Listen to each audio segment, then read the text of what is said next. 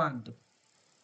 Bueno, muy buenos días para todos. Bienvenidos a estas clases.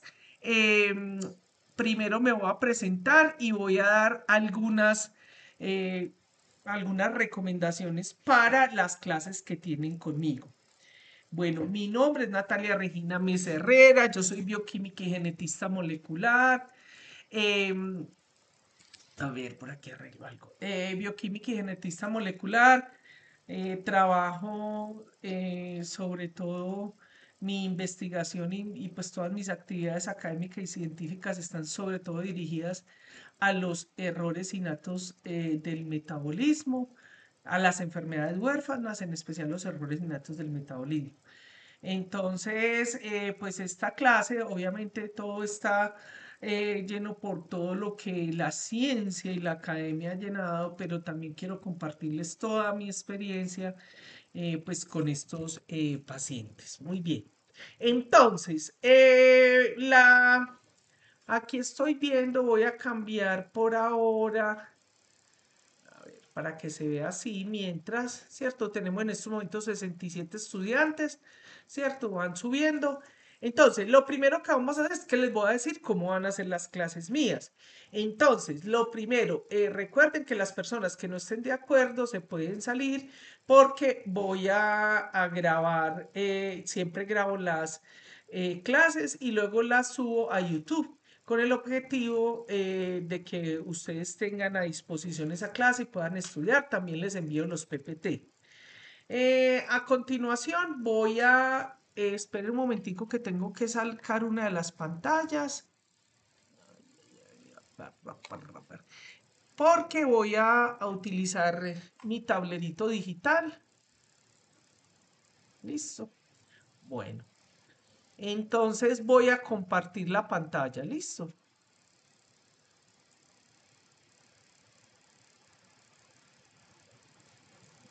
Voy a compartir la pantalla. Aquí está el PPT. Y aquí voy a poner para que les quede a ustedes en ese PPT todo lo que voy a escribir. ¿Listo? Bueno.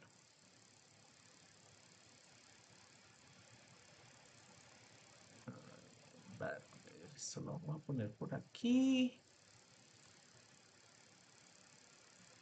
Muy bien. Bueno, queridos estudiantes, entonces mi oficina. Es que tengo que poner aquí la plumita.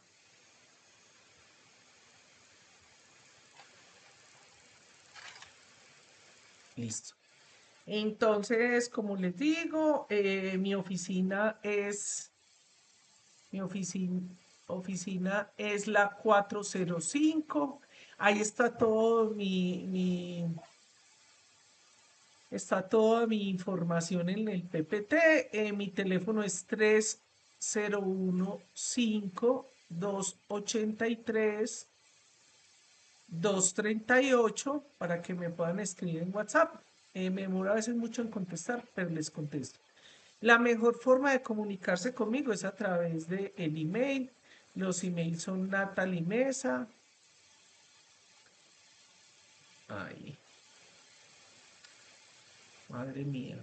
Esperen que es que a veces me está haciendo interferencia con el otro mouse.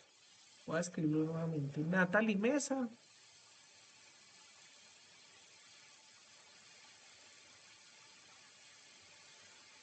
Arroba yahoo.com. Y el otro es Regina. Mi nombre es Natalia Regina. Entonces, Regina.mesa arroba, ya saben, UDA, etcétera. Listo. Bueno, entonces, las clases, entonces yo les envío los PPTs, pero les voy a recomendar alguna bibliografía. Cada quien va a estar con con la bibliografía que le llame la atención, que le permita aprender. ¿Qué libro les recomiendo yo? Tenemos la hematología clínica de Sanz. Madre mía. de SANS. Hay PDFs en la, pues en el internet, pero tenemos dos volúmenes. Uno está en la ciudad universitaria y otro está en la facultad. Entonces, para que quien quiera sacar.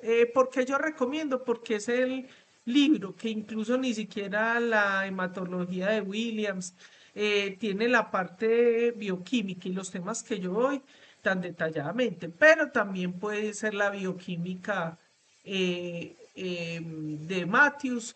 Ahí hay muchas de las diapositivas. Hoy no me está funcionando muy bien el lapicito. De las diapositivas, esa es la bioquímica de Matthews. Perdón, la que más utiliza, realmente utilizo de todos los libros, pero en la bioquímica de Matthews, en la de Devlin, ¿cierto? Ay, Dios mío, esto no está funcionando bien. En la Dios santo, la de Devlin, la de Marx, ¿cierto? Por favor, me excusan, pero hoy no está funcionando bien mi tablerito. Bueno, la de Marx, ahí cada tema está. Yo les voy diciendo cada gráfica. Listo. Muy bien. Vamos entonces, en estos momentos no me acuerdo como de qué más cositas les iba a decir, porque de todas maneras con esta contingencia que tenemos, pues como que a última hora se tuvo que hacer esto y me desconcentra mucho cuando no me funcionan las cosas, ¿vale? Bueno, entonces, ahora sí, sinceramente yo después se los escribo, esto nos quedó súper mal, después yo la escribo cuando terminemos, ¿listo? Bueno,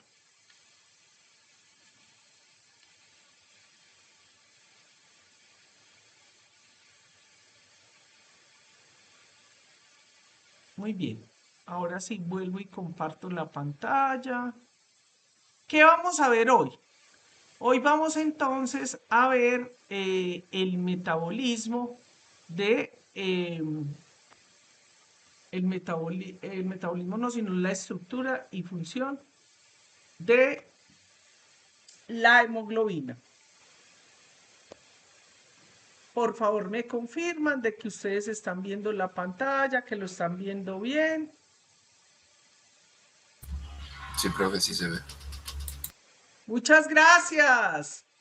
Me dicen que ya, me dicen si ya están viendo completa la pantalla. Ahí. Sí, profe. Excelente. Muy bien. Entonces, resulta que ustedes tenían la clase el lunes pasado con el profesor Gonzalo sobre la genética de la hemoglobina. Y hoy tenían conmigo metabolismo del eritrocito, pero yo le sugerí a la profesora Arroyave que cambiáramos para que ustedes vieran esto y les quede más fácil cuando vean con el profesor Gonzalo. Ay, esperen chicos, voy a hacer algo antes de empezar porque de todas maneras como yo estoy en zona rural, el internet no es muy bueno, entonces, y el video eh, cobra tanto internet, entonces me voy a quitar la pantalla, ¿listo? Bueno. Ahí están viendo, me confirman que lo están viendo bien, que están escuchando bien, etcétera. Entonces, vamos a iniciar con la estructura y la función de la hemoglobina. La hemoglobina es una de las proteínas y de las estructuras y de los compuestos químicos que más ustedes han oído desde que están en el colegio y que ustedes van a utilizar muchísimo durante toda su actividad profesional porque la hemoglobina es un biomarcador. ¿Qué es un biomarcador? Un biomarcador es una molécula que tiene algún rasgo o alguna forma de medición cuantitativa o cualitativa que permite establecer el estado de un estado fisiológico, bioquímico, patológico, normal. Entonces, todos acá, que me levanten la primera mano, el que aquí no haya escuchado sobre la palabra hemoglobina.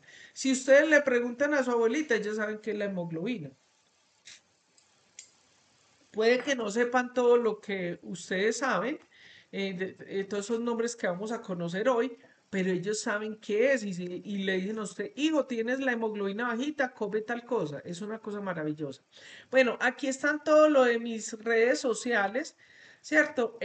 Para que entren, aquí están el correo mío, ahí me falta el de la universidad, que no, el mío que les di que natalimesa@yahoo.com.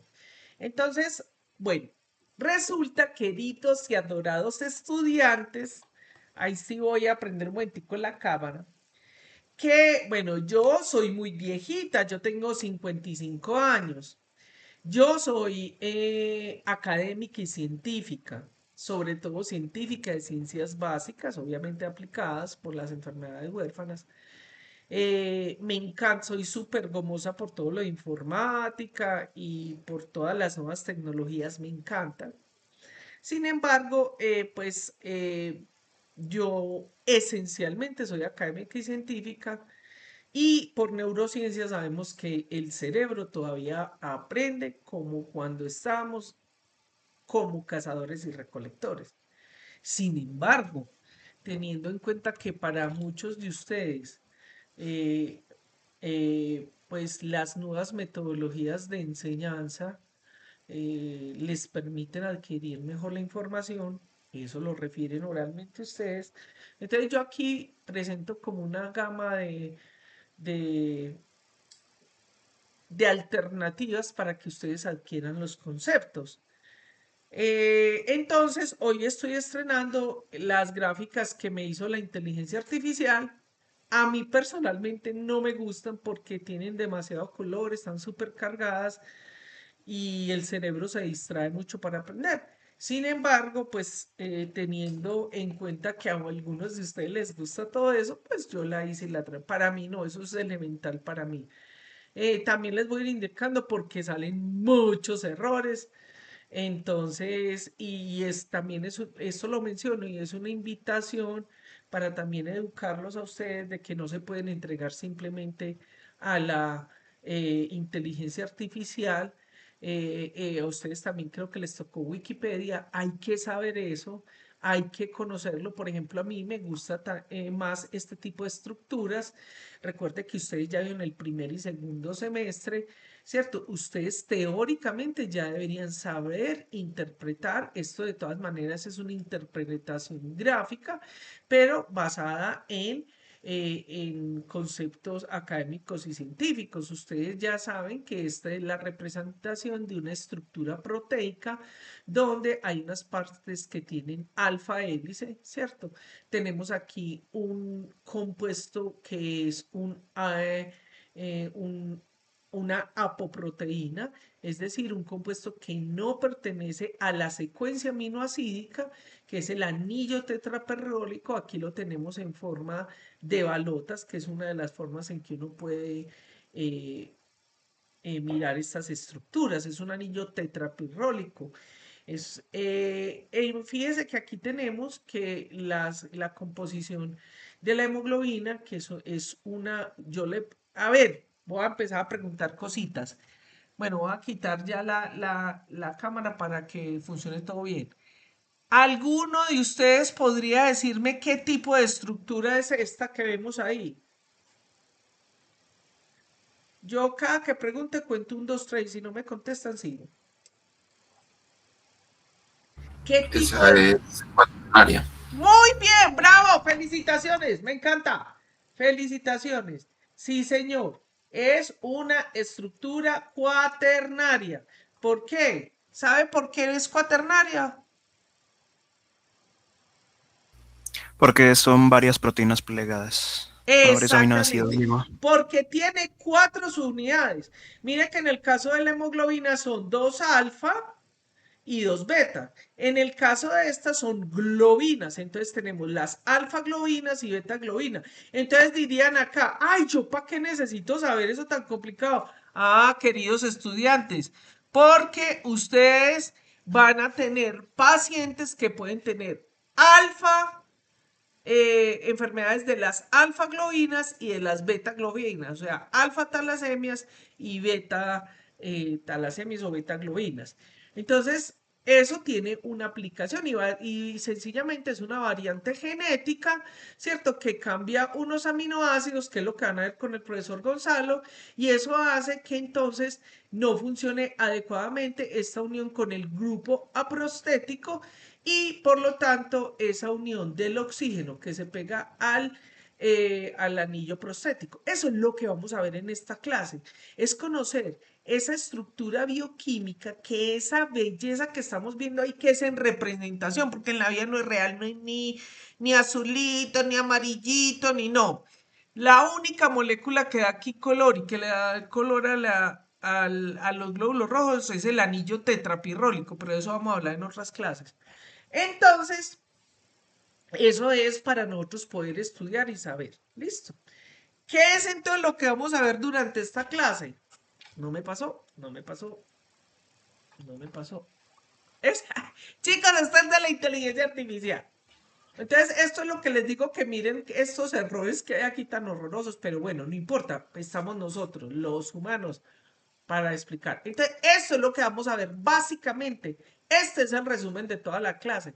Hoy vamos a conocer la estructura y las implicaciones que tiene fisiológica y bioquímicamente esa estructura de la hemoglobina. Vamos a hablar de la función de la hemoglobina.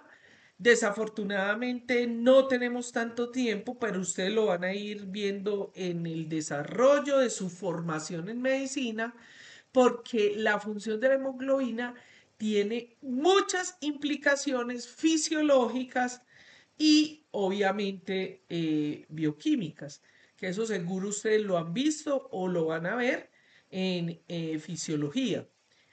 Los tipos de hemoglobina también son muy importantes y algunos de ellos se convierten en unos biomarcadores para enfermedades y la regulación de la hemoglobina, que sería en esta clase de los puntos más importantes. Acuérdense que en biología no hay lo más importante, eso lo decimos para poder enseñar, pero en biología molecular, en los sistemas no está lo más importante, no, están simplemente situaciones donde aumentan la concentración de las moléculas y permite que se hagan o se inhiban ciertas funciones. Tenemos por ahí un microfonito prendido para que por favor lo apague. Listo. ¡Ey, qué bueno! Entraron seis estudiantes. Muy bien, bravo. Les voy a dar muñequitos. Eso, muy bien. Gracias, gracias por entrar. Bravo, muy bien. Me encanta. Bueno, sigamos adelante. Entonces vamos a empezar.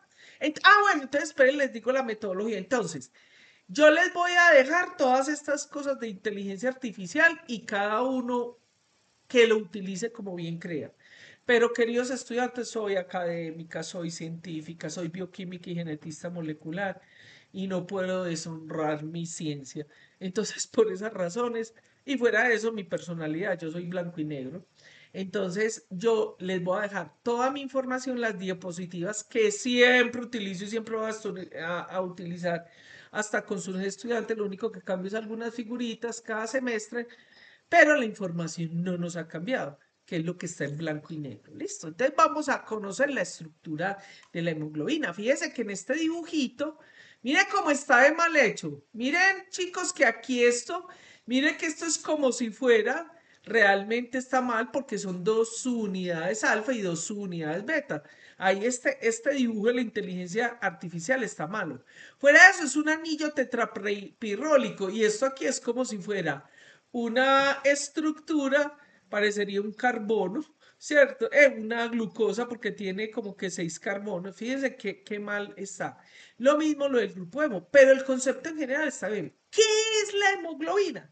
La hemoglobina es un compuesto, una macromolécula que está compuesto por una parte proteica, ya vamos a detallar, ¿cierto? Una parte proteica que son 4 subunidades, 2 unidades alfa, 2 unidades beta, y tiene un grupo aprostético, ¿cierto? O prostético, que es el grupo hemo. Y por eso la estructura se llama hemoglobina, ¿cierto? Pero aquí está malo de todo lo malo.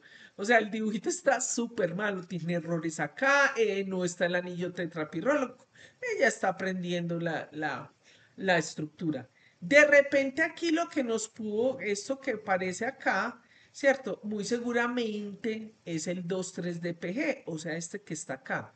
Parecería ser, pero mire que no tiene el fosfato, que es el 2,3-DPG. Ahorita, hoy lo vamos a conocer, muy importante. ¡Ay, querido! Voy a prender un momentico la cámara. Se me olvidó comentarles para que hablen con todos sus compañeros de otro semestre. Yo digo en todas las clases las preguntas del examen. O sea, que en mis clases ustedes tienen la posibilidad de sacar 5. Digo todas las preguntas que hay en clase, que hago en clase. Bueno, sigamos adelante. Apago otra vez el videíto. Bueno, vamos bien, me están escuchando bien, están entendiendo. Sí, profe. Súper, gracias. Si tienen dudas, preguntas, las pueden hacer. Correcto. Aquí como igualmente los que tengan clase a la 1 se pueden salir. Mis clases son larguísimas porque yo soy como una maestra de escuela, me fascina y hablo mucho y hablo mucha carreta. Pero esa es mi metodología de enseñar. Ay, no deja pasar esto. Entonces, es lo que les acabo de decir. La hemoglobina es una estructura que tiene una estructura cuaternaria porque tienes dos unidades alfa y dos unidades beta. Entonces, cada una de esas subunidades tiene un grupo prostético, que es el grupo hemo o M. Se llama hemoglobina. Por eso también la célula roja se llama hematíe, ¿cierto? Recuerden que el glóbulo rojo, lo debieron haber visto en su primera clase, el glóbulo rojo es una bolsa, es una célula que contiene hemoglobina, es una célula, un crenocito, es una célula vieja que ya no tiene casi organelas y está llena de hemoglobina. Bien, entonces, esa estructura proteica le da la función a la proteína, a la molécula, ¿cierto? ¿Por qué? Muchas de las funciones, no todas, pero muchas de las funciones, vamos a ver. Porque esta estructura, mire, tiene el grupo, el anillo tetrapirrólico o el grupo hemo, que es el que permite que se pegue el oxígeno, el CO2 y otros compuestos, pero a nivel fisiológico es el que permite que se fije ese oxígeno, que es un gas que cuando tomamos aire, inspiramos, entra bocanadas de oxígeno, van a los alvéolos, ahorita tenemos unas grafiquitas de eso, y por ahí van pasando la sangre, entonces entrega el CO2, lo transportó desde allá de la uñita, desde el dedito pequeño, cogió el CO2 y lo trae y nosotros, cuando expiramos, botamos ese CO2. Entonces, ese es uno de los principales funciones de la hemoglobina.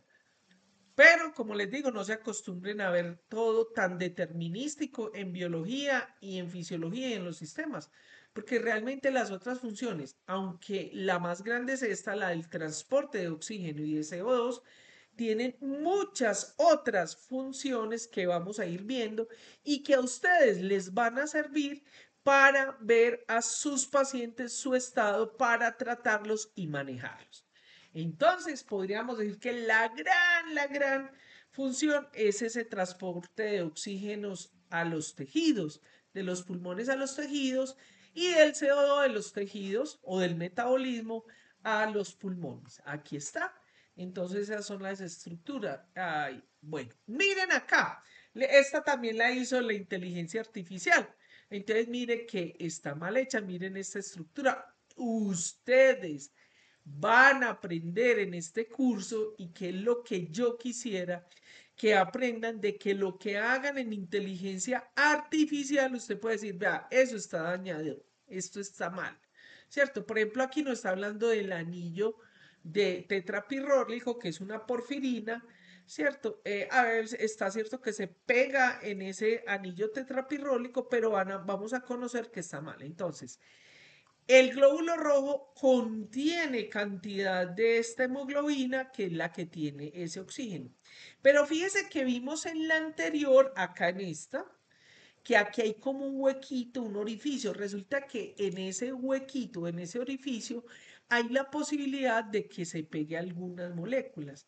Entonces, por su función alostérica, por su función estructural, vamos a conocer en esta clase que esta proteína puede estar o en forma tensa o en forma relajada. Y ese cambio conformacional va a hacer que, por ejemplo, el oxígeno se pegue y se despegue. Entonces vamos a conocer un compuesto que se los voy a presentar hoy, se los pregunto en el examen, que es el 2,3-DPG, el 2,3-difosfoglicerato. Aquí se pega exactamente y hace ese cambio conformacional. Entonces hoy vamos a entender por qué eso es importante. Bien, veamos someramente la función de la hemoglobina. Mire que está, y aquí tiene incluso errores. Hemoglobina. ¿Quién sabe eh, de qué, cómo digo yo, de qué idioma será? Pero bueno. Entonces, acabamos de ver que uno de las funciones más grandes es el transporte de oxígeno que tomamos en el aire y ese oxígeno va a los alvéolos. En los alvéolos por ahí se irriga. Ahorita lo vemos en una pintura divina que hizo Nétar de anatomía. Se ve muy bonito eso. Y entonces esos glóbulos rojos vienen de los tejidos, del metabolismo y elimina ese CO2.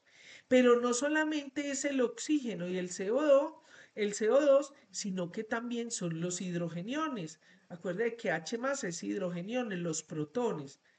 Está principalmente el hidrógeno, pero pueden haber otros.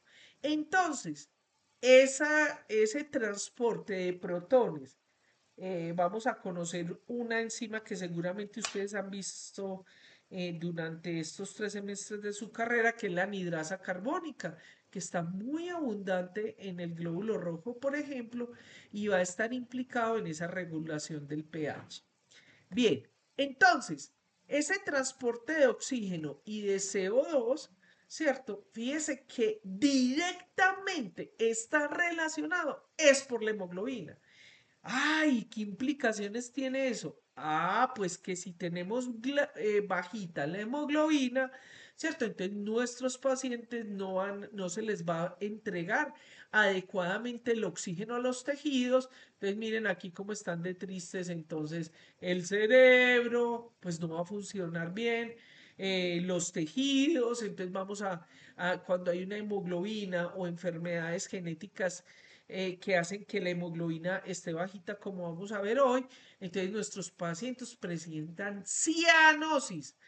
Cianosis viene de cianuro, porque los labios, las extremidades se ponen moraditas como azulosas. Ciano viene del griego azul. Entonces se ponen cianóticos. Pero además de eso, tienen una cantidad de problemas, ¿cierto? En el funcionamiento de los órganos y de los tejidos. Miren pues aquí, mira aquí está transporte de hemoglobina CO2, pero mire aquí cómo tilden la E, tilden la I. Entonces, también quiero ilustrar que no se pueden entregar sus vidas y solo estudiar con la inteligencia artificial, pero tienen que estudiar y aprender muy bien los conceptos para poder decir esto está bueno o está mal. Bueno, pero además, esa función del oxígeno y del CO2 no solamente es con lo grande que es el funcionamiento de los tejidos, sino incluso con las moléculas que están permanentemente produciendo, o sea, en las acciones de anabolismo y catabolismo está implicado el oxígeno y está implicado el CO2. El CO2 es un producto de oxidación, por ejemplo, de combustibles, y ese CO2 en una cantidad determinada está bien, pero si se coloca en exceso, imagínense que también ese CO2 se puede pegar a nuestro anillo tetrapirrólico. Eso lo van a conocer ustedes. Por eso mucha gente se suicida prendiendo la motico, ¿cierto? Encerrándose en o el carro, o los accidentes que hay por fugas de gases en en las viviendas, y entonces ese CO2, el dióxido de carbono o el monóxido de carbono, se pega a esa hemoglobina, que es lo que llaman la dulce muerte, y entonces se muere. Antes de que hagan un paro cardiorrespiratorio, hace una especie de sedación. Bien, vamos entonces ahora a pasar a los tipos de hemoglobinas. Entonces, la que ustedes más van a conocer durante su vida profesional es la hemoglobina del adulto. Mire, aquí falta, qué cosa tan horrible, la hemoglobina del adulto. Esa hemoglobina, hoy en día, como nosotros ya tenemos el servicio de laboratorios que son extranjeros, como por ejemplo SYNLAB, que es uno de los laboratorios de nuestra ciudad, eso es un consorcio español. Entonces, por ejemplo, ya ellos en la hemoglobina, en los resultados de laboratorio, a usted le sale el resultado de hemoglobina como hemoglobina A1. Porque resulta que tenemos A1 y A2. Eso es lo que ya vamos a conocer a continuación. Entonces, sin embargo, muchos de ustedes se van a ir a hacer el rural. Todavía están los laboratorios de primer y segundo nivel en muchos de nuestras ciudades y municipios, y ahí te van a dar el resultado es de simplemente hemoglobina, ni siquiera A.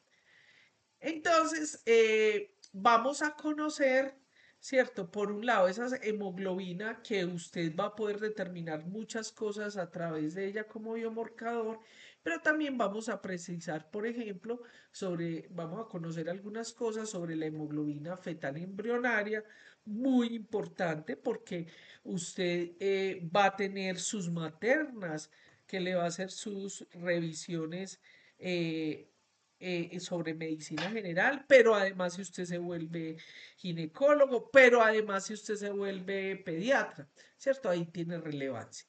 Bueno, entonces, para nosotros entender los tipos de hemoglobina, realmente eso va a depender del libro donde usted lo estudia, pero en general podemos decir, ¿y por qué les digo eso? Podemos decir que tenemos un grupo de clasificación de tipos de hemoglobina relacionados con la estructura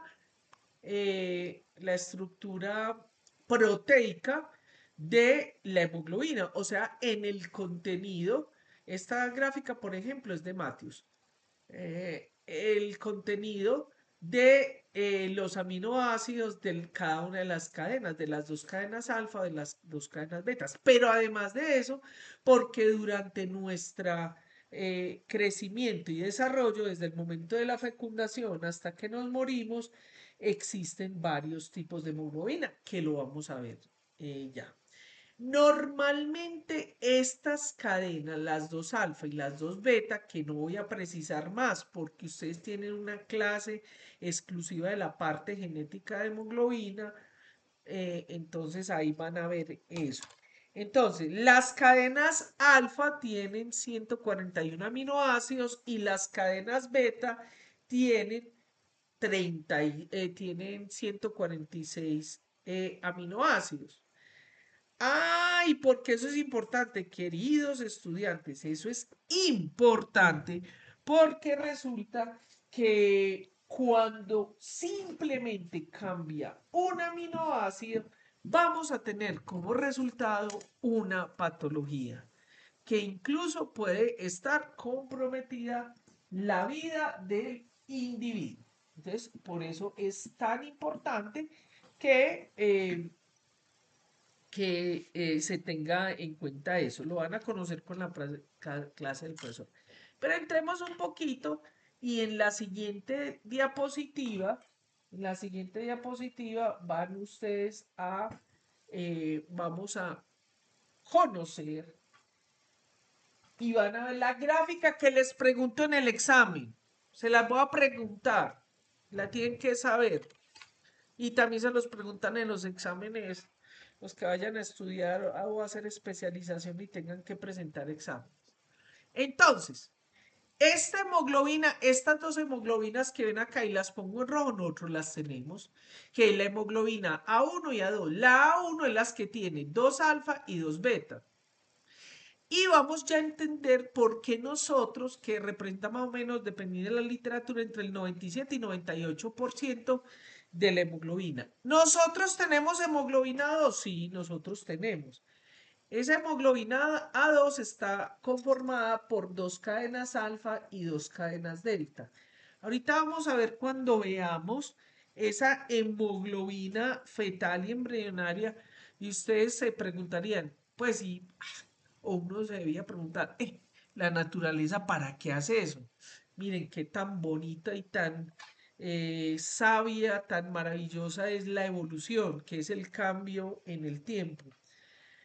Ese tipo de estructuras de la hemoglobina permite que haya menor o mayor afinidad por el oxígeno, ¿cierto? Entonces, cuando estamos en forma de embrión, que son los primeros días y meses de vida, o en forma fetal, garanticemos que esté la oxigenación adecuada para ese bebecito que está creciendo, para ese niñoma, lo llamo yo cariñosamente, porque eso es como un tumor que está creciendo, lo que pasa es que después nos volvemos nosotros.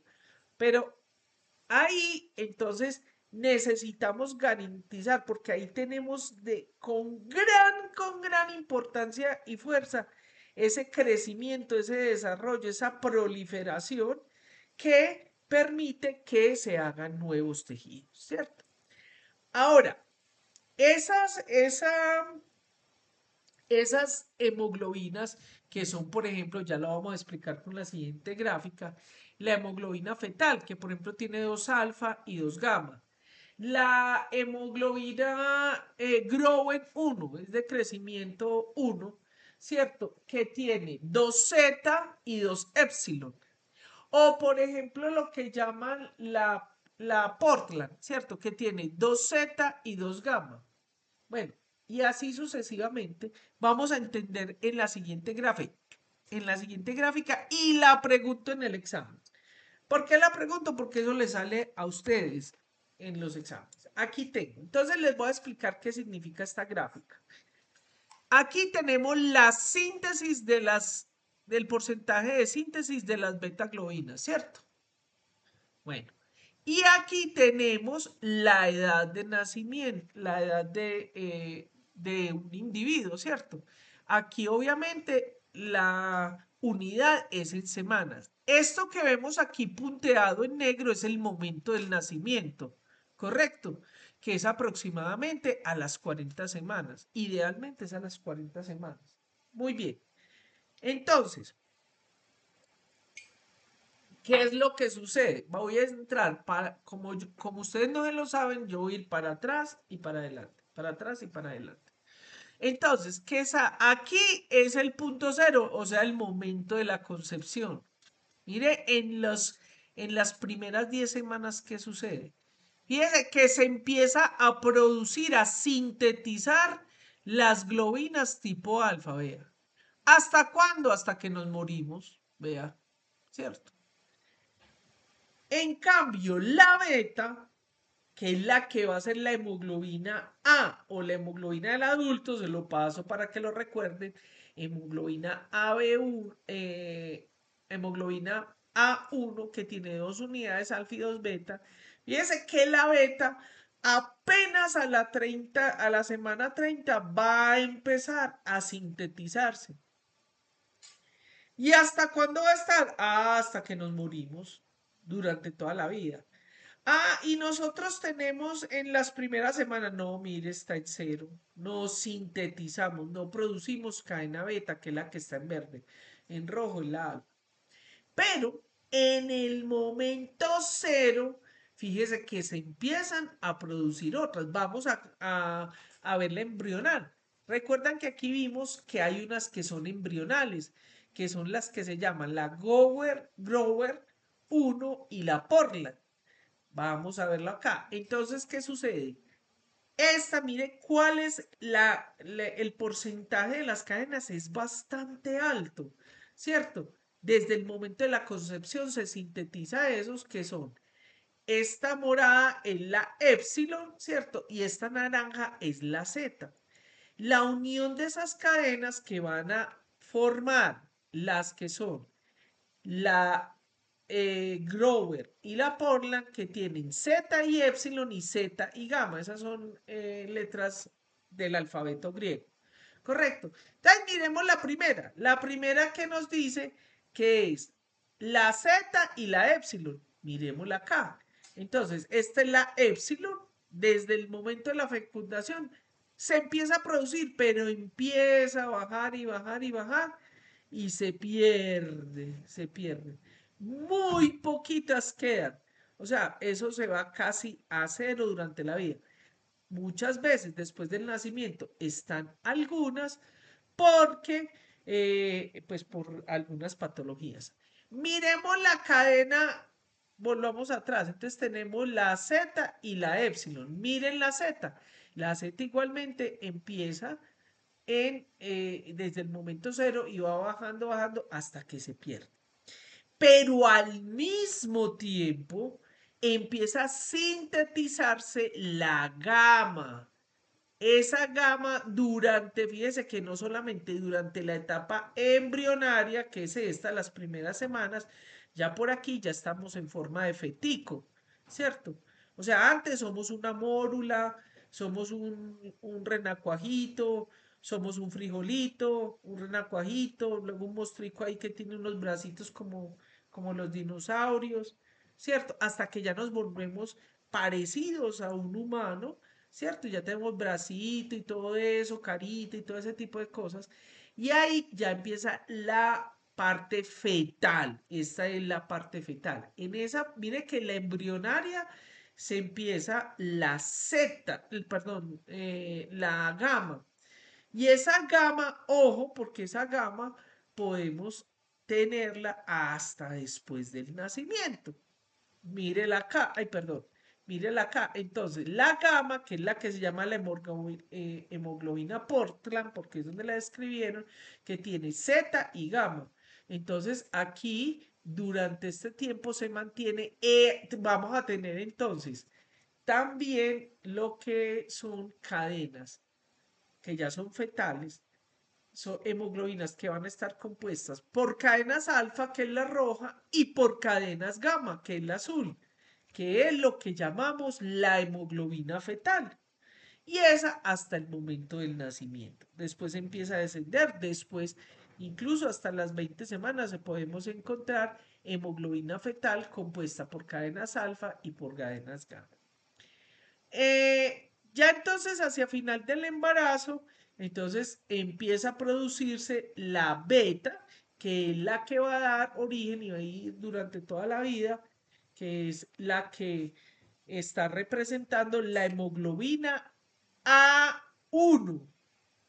Ahora, tenemos una que es la A2, que solo es el 2, el 3 o el 2%, que está compuesta por hemoglobinas alfa y hemoglobinas delta. Mire que ese está aquí en rosita punteadito. Esas tenemos muy poquito, solo el 2%, 2 a 3%, y nosotros por ahí podríamos determinar. Bueno, queridos estudiantes, todo esto que les acabo de decir está aquí, en las siguientes diapositivas, ¿cierto? Pero ustedes tienen que tener en cuenta lo siguiente. Esta es la hemoglobina que acabamos de ver, que está más o menos en el 97, en el 97%, 98, 97% de nosotros. Y ustedes lo van a utilizar, ustedes, todos los hemogramas o incluso a veces, bajo ciertas circunstancias, usted solo mide la hemoglobina y el hematocrito. Y eso no solo es en humanos, en los animalitos también. ¿Cierto? Y tenemos del 2 al 3% de la hemoglobina A2. Ojo que lo pregunten en el examen, está compuesta por dos cadenas alfa y dos cadenas delta, ¿cierto? Muy bien. Pero Pero quiero mencionarle, bueno, tenemos entonces, ya aquí les voy a hablar de otra cosita, acabamos de ver esas que son estructurales, pero resulta que nosotros también tenemos, esas son como las normales durante nuestro crecimiento y desarrollo, pero resulta que hay unas que cuando tenemos algunas variantes genéticas, acuerda que estamos en la transición, ya no se va a usar la palabra mutación, todavía como estamos en la transición lo usamos, pero es mutación o variante genética. Hay algunas variantes genéticas que hacen entonces que se produzcan otro tipo de hemoglobina, que es, por ejemplo, la hemoglobina S. S porque se produce lo que se llaman las anemias falciformes, o sea, Slick célula, ¿cierto? Célula falciforme. Importante, tengo en cuenta porque nosotros tenemos muchos pacientes con drepanocitosis o anemia falciforme, sobre todo en poblaciones con mezcla o descendencia afroamericana y amerindia. Nosotros tenemos. Bueno, y voy a hablarles un poquitico sobre, sobre estas hemoglobinas fetales y embrionarias. Aquí tenemos la hemoglobina F, ¿cierto? O hemoglobina fetal. Esa hemoglobina fetal va a estar compuesta entonces sobre todo por 2 alfa y 2 gamma. Esa fetal es muy importante. ¿Por qué? Porque en el hígado, en el vaso, ¿cierto? Que es donde se van a producir, o sea, en el segundo y tercer semestre, ¿cierto? Se van a producir esos glóbulos rojos. Acuérdense que en nosotros los adultos se hace sobre todo ¿en dónde? En la médula ósea. Claro que la mamita también le está dando al feto a través de la sangre. Pero entonces, esas cadenas alfa que se inician desde el momento de la gestación, se inician tempranamente, ¿cierto? Porque son las que estabilizan más o menos más o menos y no el 50% de esa hemoglobina, que son las que permiten que se una el oxígeno en ese anillo tetrapirrol. Pero además tenemos las cadenas alfa, que tienen otra secuencia, que es la que en vez de tener la beta del adulto, tiene la gamma, ¿cierto?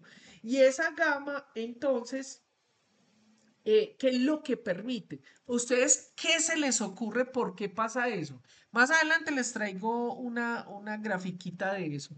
Claro que la puse muy, muy adelante, creo. ¿Ustedes creen que por qué la naturaleza hace eso?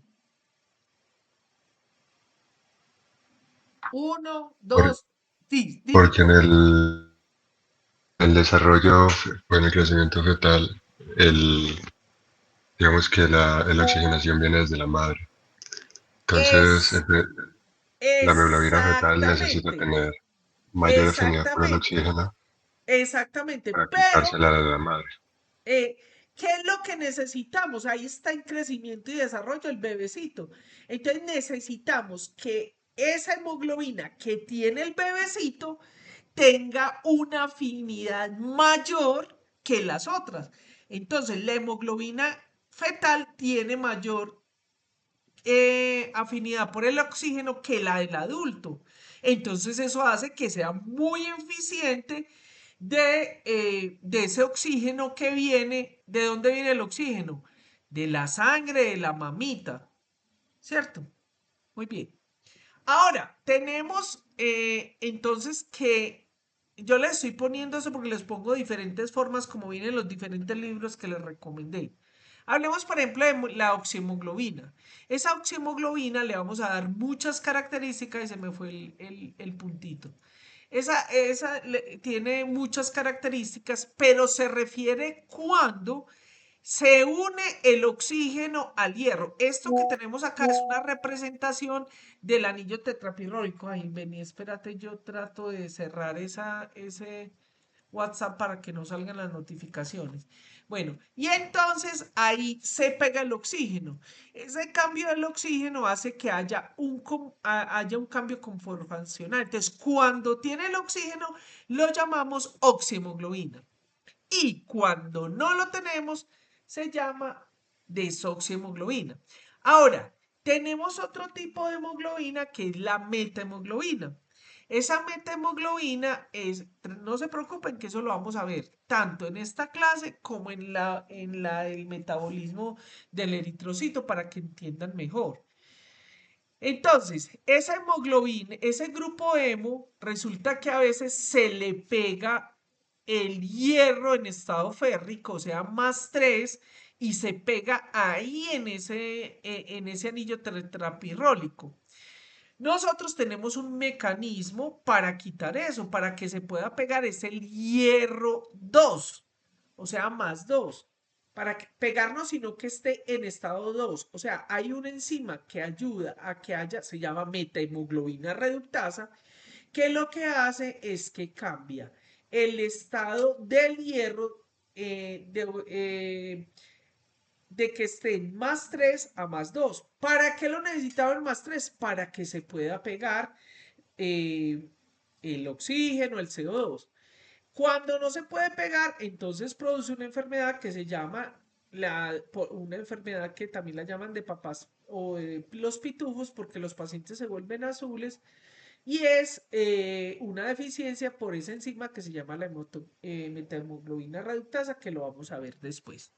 Bueno, tenemos entonces la carbaminohemoglobina y la carboxiemoglobina. Entonces, cuando se une el CO2, esto va a tener mucha importancia, sobre todo en los estudiantes que se vayan a especializar en medicina del deporte y en toxicología.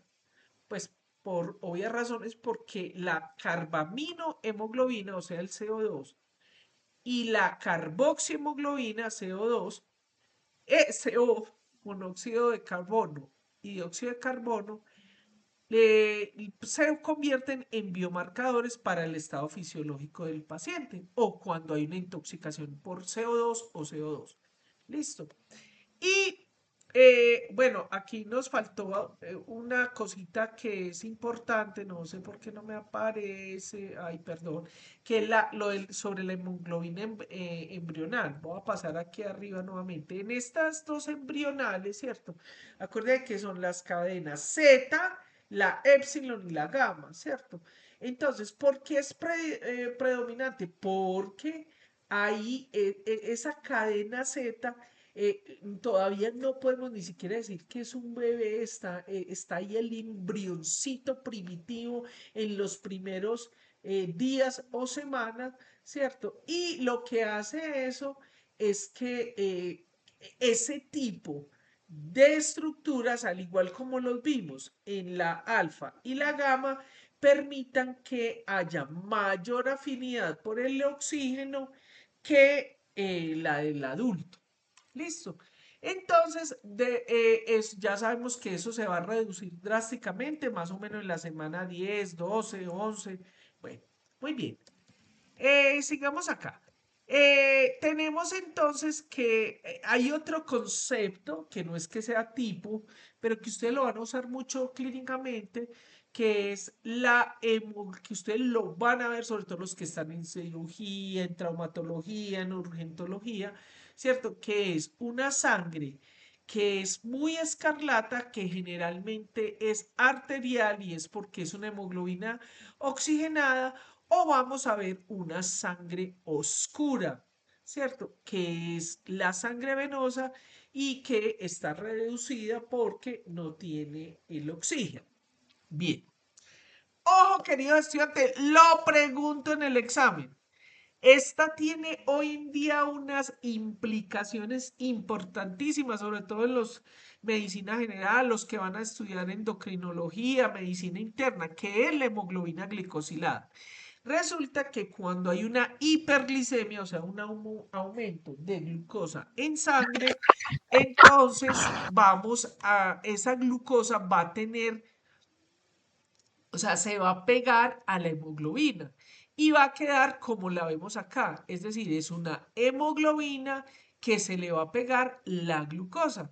Se pega a un aminoácido que se llama valina, que está expuesto hacia la parte exterior, en las valinas que están hacia la parte exterior de la proteína. Entonces, ¿por qué eso es importante? Porque esa hemoglobina glicosilada nos puede estar, nos sirve como biomarcador para ver cómo está mi paciente diabético o posiblemente diabético o lo que hoy llaman prediabético, ¿cierto? Porque si esa glucosa que se va a pegar a la hemoglobina se va a aumentar y entonces recuerden que hoy en día hay una gran gama de reacciones, de pruebas para la determinación de los paraclínicos o de los biomarcadores. Entonces ya uno no se tiene que aprender de memoria ciertos valores. Por ejemplo, el pH, eso sí no va a cambiar nunca, pero dependiendo el kit o la metodología que utilicen, ustedes tienen que ver siempre el rango que les ofrece el laboratorio. Pero podemos decir más o menos que cuando es mayor de 5, depende del laboratorio, 5,6 o 5,9 o 6, aquí lo tenemos, ¿cierto? Cuando usted le da la hemoglobina en 6, esto es de la Organización Mundial de la Salud, esta gráfica, ¿cierto? Usted puede decir que el paciente tiene en este rango la hemoglobina, ¿cierto? Glicosilada, porque nosotros tenemos hemoglobina glicosilada, es normal, sobre todo cuando tenemos los picos de glucosa, pero que no se convierte en un biomarcador. Pero cuando eso empieza a aumentar, ese porcentaje de hemoglobina glicosilada, que va a estar obviamente directamente relacionado con la concentración de glicemia en sangre, ¿cierto? Mire que cuando ya empezamos a tener más de 6, ¿cierto? Entonces podemos decir que la persona que realmente está diabética, para los diabéticos tipo 1 es un excelente marcador para decir cómo está manejado. Perdón que tengo que consultar urgente un mensaje de una reunión de la universidad.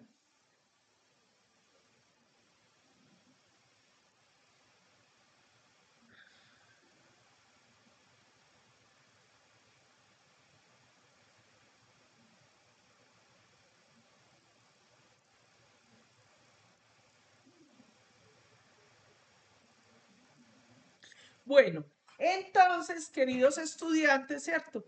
Ahora, por ejemplo, les voy a poner un caso clínico, su profesora Natalia Mesa. Pues yo tengo obesidad, tengo hipotiroidismo, tengo además desde joven, desde los 20 años, una hiperlipidemia, ¿cierto? Hasta el momento yo no he desarrollado una diabetes, pero en el último paraclínico que me hice hace 2 meses me salió en 100 la glicemia, o sea, estoy casi en el límite inferior pero la hemoglobina glicosilada me da por debajo, me da como en 5,5, 5,4, pero ¿qué quiere decir eso?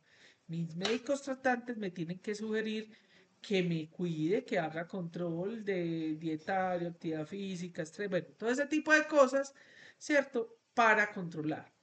Pero los pacientes con diabetes tipo 1, por ejemplo, que son insulino dependientes, bueno, y también los tipos 2 que están, por ejemplo, con metformina, esta hemoglobina glicosilada se convierte en un muy buen marcador que le va a indicar a ustedes si su paciente, si le está viendo la dosis de hemoglobina, le está indicando si el paciente está juicioso, si está comiendo muchos pecaditos. Bueno, me concentré en esta porque eso lo van a usar mucho y lo pregunté en el examen. Aquí les dejo además estas diapositivas. Yo les dejo muchas diapositivas que son por si ustedes las necesitan para estudiar. Bueno, vamos a entrar en una parte que es de la estructura de las proteínas que se llama el alosterismo. ¿Y por qué eso es importante? Porque recuerden que el grupo, ese alosterismo, los grupos o ciertos efectores se van a pegar a la proteína y van a hacer un cambio conformacional que puede cambiarle no solo la estructura, sino la función a la proteína. Aquí lo vemos, ¿cierto? Fíjese que esto es de las de la inteligencia artificial. Y que ese alosterismo lleva a una de las cosas más bonitas y más interesantes, que es lo que se llama la cooperatividad de la hemoglobina. Porque eso como lo estamos viendo aquí, así no pasa en la vida real. Yo les traigo otras diapositivas que les pueden, y también les envío a sus correos los links de unos videitos, también son gráficos, pero que les puede ayudar a entender. Les doy una clave, pongo a entender bioquímica, fisiología y molecular, no mente y no imaginación. Si usted es capaz en su mente de mover estas moléculas, como se lo va a decir ya, va por buen camino. Entonces recuerden que, por ejemplo, esta proteína tiene lo que se llama la forma tensa y la forma relajada. Entonces, ese alosterismo, o sea, eso que va a permitir que según el oxígeno o no, va a ser el cambio estructural que tenga la proteína cuaternaria. Entonces, por ejemplo, aquí vemos, me gusta esta representación de un candadito, ¿cierto?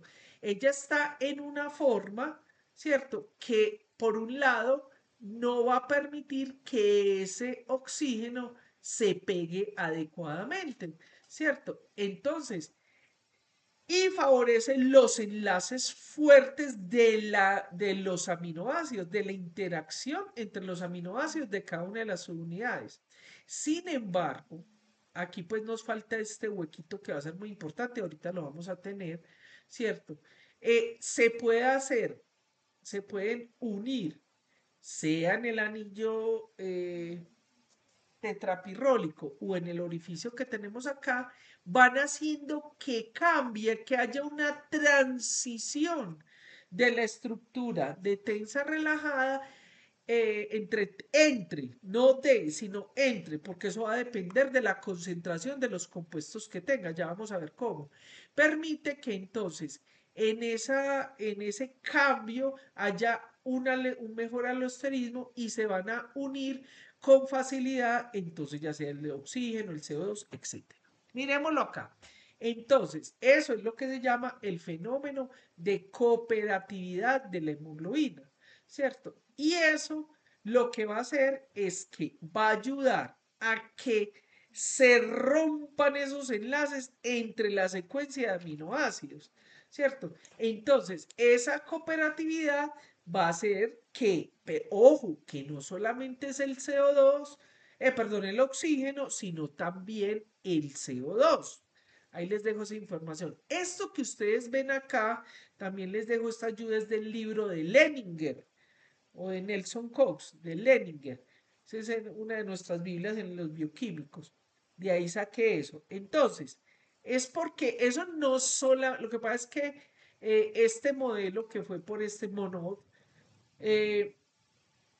este modelo se dio, perdón, toma un poquito de agua. Este modelo, aquí está representado en la hemoglobina, pero muchas proteínas hacen eso, ¿cierto? Entonces, cuando la proteína está en un estado tenso, mire que está en una forma, una posición donde no permite que el oxígeno u otros compuestos se unan. Eso no es como estas fotos que vemos acá.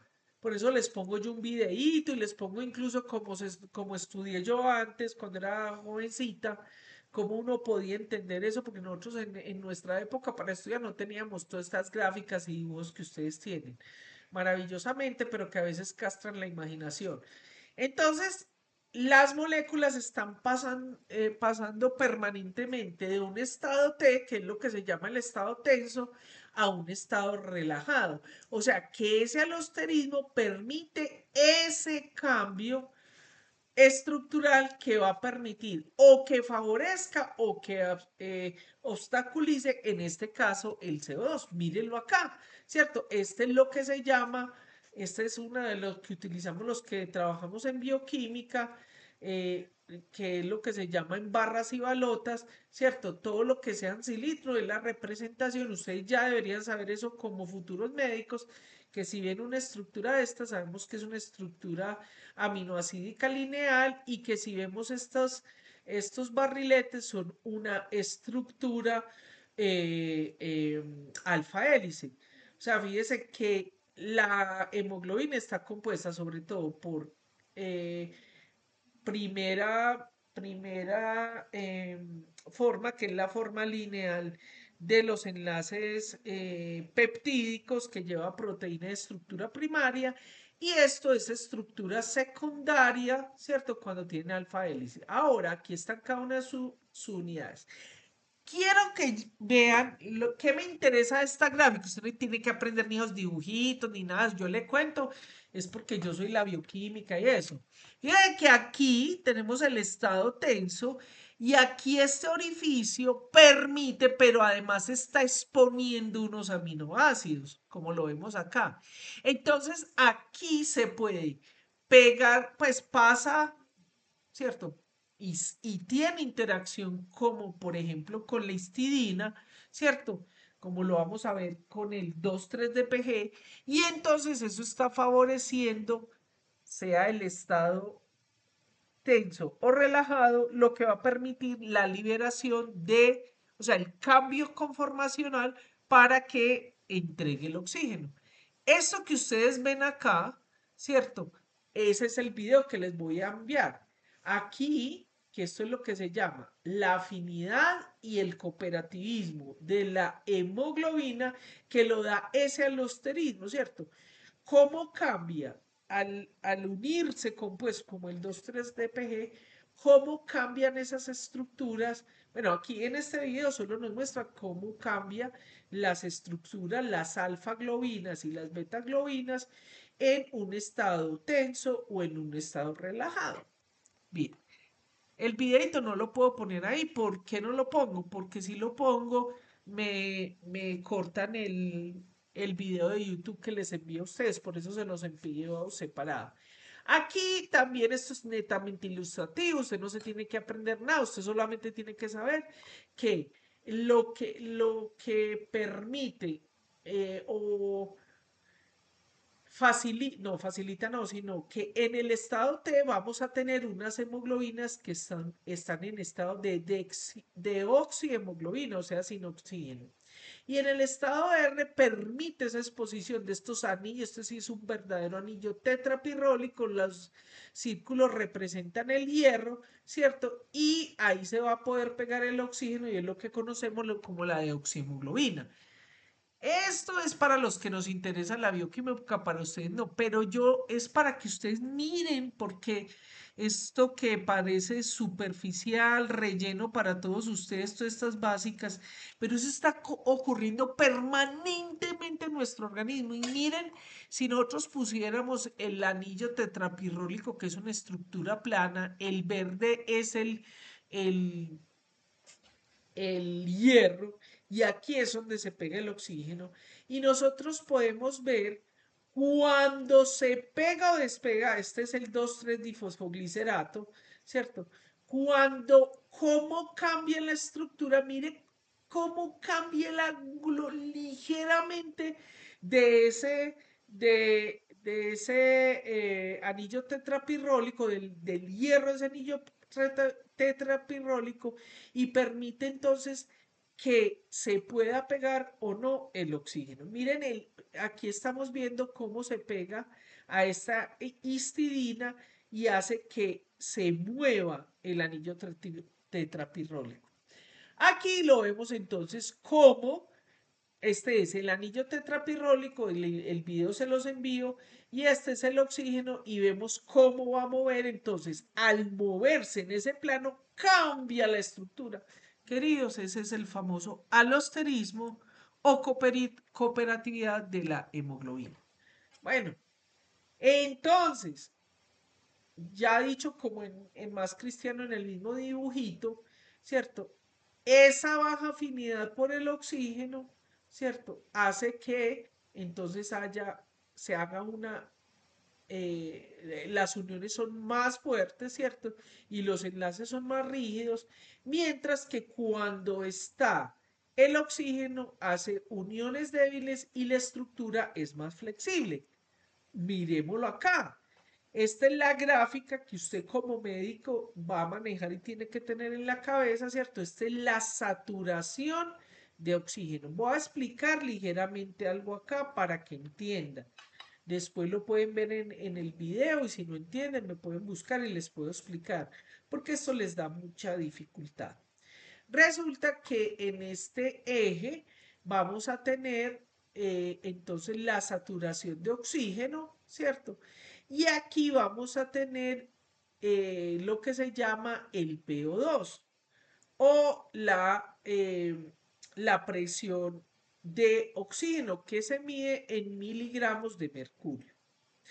Pero resulta que usted lo que más va a manejar en la aplicación y que es lo que se acuerdan todos los que las cositas que nos podían en el, en el COVID, que ya todos lo conocemos, la mamá, que era para ver cómo estábamos saturando de oxígeno. Y eso lo va a poner usted en toda su actividad en urgencias, cuando vea a sus pacientes, cuando lo revise si trabaja en EMI y eso como médico general, usted va a medir eso para poder medir la saturación del oxígeno. Y eso es un biomarcador muy importante. Por ejemplo, otra paciente, la primera paciente suya, su profesora Natalia Mesa. Yo soy asmática. Normalmente ustedes la saturación la tienen más de 95. Si ustedes se los miden, les da 20. Pues claro que si están haciendo actividad física, eso no, pero si están en reposo, les da 95, 97, 98, ¿cierto? Pero por ejemplo, yo soy asmática. Entonces, pues yo a veces tengo mis crisis y mi saturación generalmente se mantiene. Tengo que estar en muy buenas condiciones, pero mi saturación se mantiene en 93, 92 y cuando estoy en las crisis asmáticas eso me baja incluso a 85 y a veces me pongo hasta más mal, ¿cierto? Entonces mire que cuando yo estoy en una crisis asmática y voy a urgencias, ese parámetro, esa hemoglobina o esa saturación de oxígeno que simplemente nos está hablando de la alosterismo y la cooperatividad de la hemoglobina me puede dar un estado fisiológico. Entonces, resulta que ¿qué es lo que usted verdaderamente va a medir? Usted no va a medir el PO2, sino que usted va a medir lo que o sea, usted le va a dar el PO2, pero usted tiene que tener lo que se llama el P50. ¿Qué significa el P50? Es el valor en el cual el 50% de oxígeno está saturando la hemoglobina. Entonces, ese 50%, o sea, saturado, porque eso es en porcentaje, esa saturación de hemoglobina, aquí está el 50, ¿cierto? Punto 3. Ese es el P50 para la saturación de oxígeno. ¿Y usted cómo lo va a medir? Ah, porque el aparatico usted le va a medir 25. Cuando a usted le da un poquito, 26 más o menos, ¿cierto? Eso le está indicando que el 50% de de esa hemoglobina va a estar saturada, ¿cierto? Está en el en el 50% de saturación. Ahora, ¿cómo está ese P50 en los tejidos, en los alvéolos? Pues generalmente va a estar casi al 100%, lo que les digo, ¿cierto? Lea el 95, 97, mire y verá que está por acá. Está casi todo. Ahorita vamos a ver una modificación de esto. ¿Sí? Muy bien. ¿Qué es entonces lo que está ocurriendo en esa hemoglobina? Resulta que usted tiene que pensar que no todo el tiempo ni en todas partes es igual, porque ahorita le muestro el de Netar, este es un dibujito de colegio, pero usted permanentemente esto representa un alvéolo, Por aquí entra el aire. En el aire entra el oxígeno, pero también puede, o sea, si está en inspiración, están llenos de oxígenos, pero si está en expiración, usted está sacando el CO2. ¿Qué está pasando? Esto tiene una circulación. ¿Qué pasa? Aquí van a llegar entonces esa sangre venosa que va a tener más o menos el 60% de saturación, pero que va a tener CO2 principalmente. El CO2 y el oxígeno son gases, atraviesan la membrana, no necesita nada, simplemente por la concentración de sustratos sale o entra el oxígeno. Entonces aquí sale el CO2, ¿cierto? Y entra el oxígeno. Esa sangre, ya cuando tiene la oxihemoglobina y aquí en el pulmón van a estar al 100, ¿cierto? Entonces es la sangre arterial. Ahora, ahí está la amo porque es de neta, ¿cierto? Entonces, esto lo hacía a mano alzada cuando no teníamos todo esto, pero me gusta este más que las de la inteligencia artificial, porque eso era lo que él veía en sus cadáveres y eso, ¿cierto? Nosotros tenemos, este es un bronquiolo, aquí están los alvéolos, esos alvéolos están recubiertos por toda una red circular de capilares, ¿cierto? Capilares tantos que van a ser de venas como de arterias. Entonces, las arterias van a estar oxigenadas, que son las que están en rojo, y la de la sangre escarlata, que la representamos en azul, que son la venosa, que es el que nos va a traer. Mire qué tan lindo aquí un alvéolo, ¿cierto? Aquí está la sangre y pasa, la sangre está pasando como un fluido, ¿cierto? Y va sacando ese CO2 y va absorbiendo oxígeno. Eso es hermoso desde el punto de vista químico. Para quien no pueda entender eso, mírelo acá en este otro grafiquito de colegio tan fácil. No, aquí tenemos la desoxiemoglobina, es decir, es una hemoglobina que no tiene oxígenos. Y tenemos cuatro, que son cuatro subunidades donde se puede pegar el oxígeno. Mírenlo acá, está hermosa esta gráfica, queridos estudiantes. Mira que aquí tenemos el porcentaje de saturación de la hemoglobina, esto es lo que van a medir sus compuestos, ¿cierto? Que es, ustedes casi todos, y hay que están sentaditos, y yo debería estar en más de 95, ¿cierto? Fíjense que aquí está casi que el 100% saturado. Entonces, ¿cómo está la presión parcial en los diferentes cambios? Mire, cuando el 25%, cuando nos dice que el 25% quiere decir que la mayoría de hemoglobinas solamente van a tener el 25% de unión del oxígeno a la molécula. Ahorita vimos el P50, que era el 50%, o sea que la mitad de las moléculas están saturadas de oxígeno. Y aquí vemos el 75, el día. Acuérdense que en el COVID la decisión para dejar incluso un paciente o para pasarlo a cuidados intensivos estaba en cómo saturada. Eso fue increíble, no sé si ustedes se dieron cuenta. Eran pacientes que estaban incluso hasta en menos de 20 y andaban común y corriente, pero la saturación estaba bajitísima, generalmente se complicaban y se morían. Ahora, esto lo van a usar todos los días de su vida clínica. Ahora, les voy a pasar esta figura, mírenlo acá, esta es otra figurita, ¿cierto? Recuerden que usted va a medir en la presión parcial, el P2 es lo que le va a dar ese P50, que es el que le va a decir cómo está su estado el paciente. ¿Listo? Entonces, resulta que cuando usted hace esas determinaciones de oxígeno, le va a hablar de qué está sucediendo con el transporte en el oxígeno. Y aquí está entonces nuestra querida anhidrasa carbónica. La anhidrasa carbónica, ahorita lo vemos en otras diapositivas, es una enzima que es bidireccional y que va a producir bicarbonato o ácido carbónico. Bicarbonato, ácido carbónico, ¿cierto? Entonces, eso se convierte como en ¿cómo no? En un buffer que es el que va a estar ayudando a regular. Miremos en un tejido, como el metabolismo está activo, entonces se va a producir CO2, ¿cierto? Ese CO2, entonces, se libera, ¿cierto?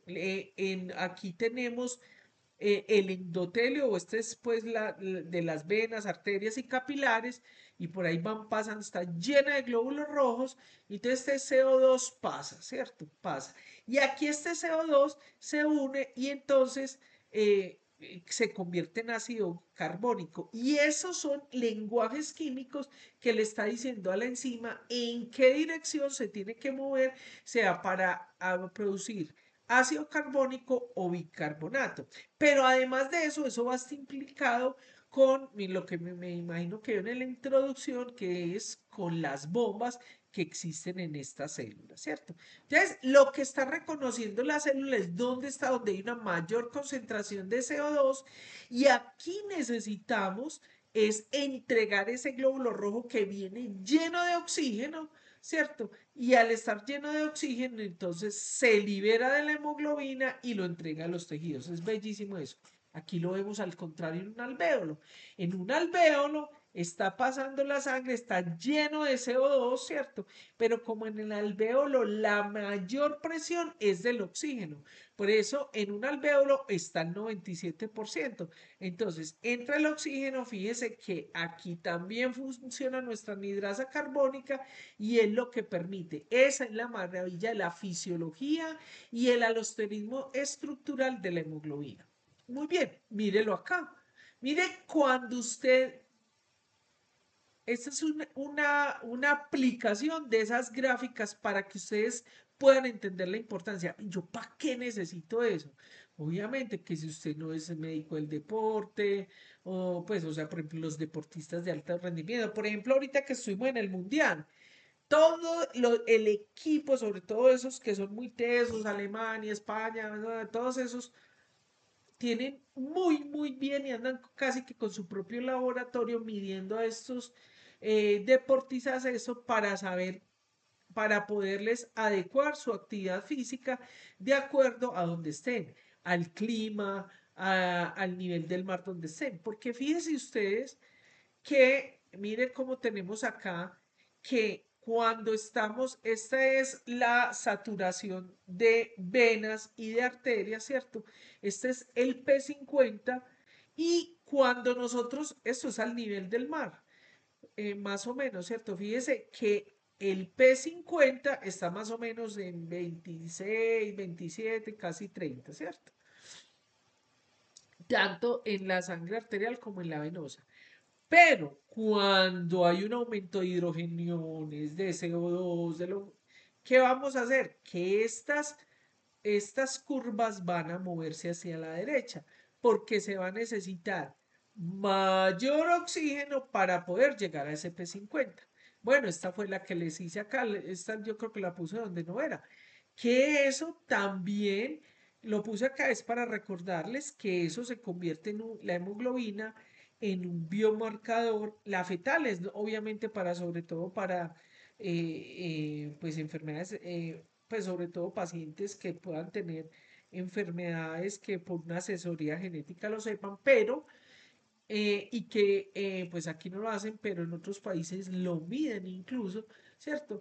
Que esa hemoglobina fetal que va a estar traducida en la hemoglobina de la mamá, ¿cierto? Nos está garantizando que haya un intercambio adecuado entre el oxígeno que trae la mamá en su sangre y la hemoglobina que está expresando el bebecito, que tiene una mayor afinidad para que se pueda pegar y haya un crecimiento y desarrollo adecuado. Es decir, esta hemoglobina, la alfa 2 y gamma 2, tiene mayor eficiencia que la nuestra. Miren qué tan lindo eso. Miren aquí la gráfica, es una hermosura, ¿cierto? Fíjese que, ¿qué puede leer usted en esta placa?